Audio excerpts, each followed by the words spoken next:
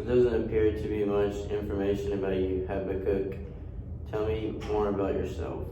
I'm a man, very strict on my faith. I'm vigorous about it, and I live my life the way I need to. But I live a very secret life apparently because there's not much information on my life. So Would you say you were ministering to Daniel in the lion's den was historical?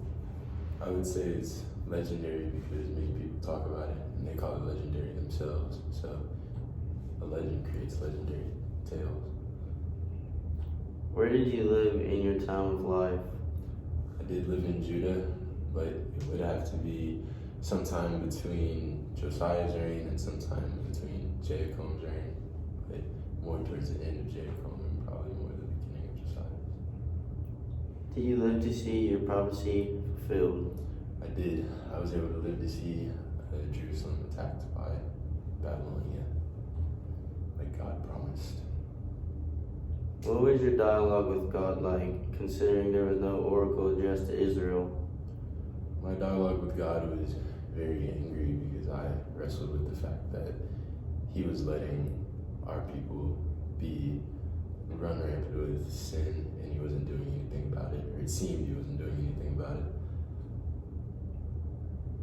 So you wrote a private journal addressing God. Was this meant for just you or to be a voice for all that are godly in Judah?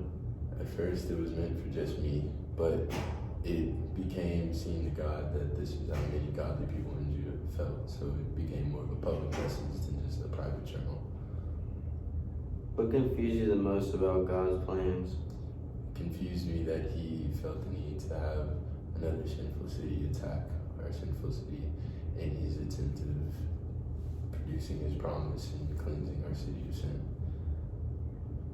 Did God's answer help you understand what He was doing? God's answer only filled me with more rage and confused the people even more, as well as confused me.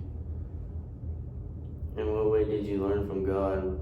I learned that I must be patient, I must have faith in Him, and let His plans carry out, because after His plan carried out, everything was better and holy, and the city returned to somewhat of its former glory.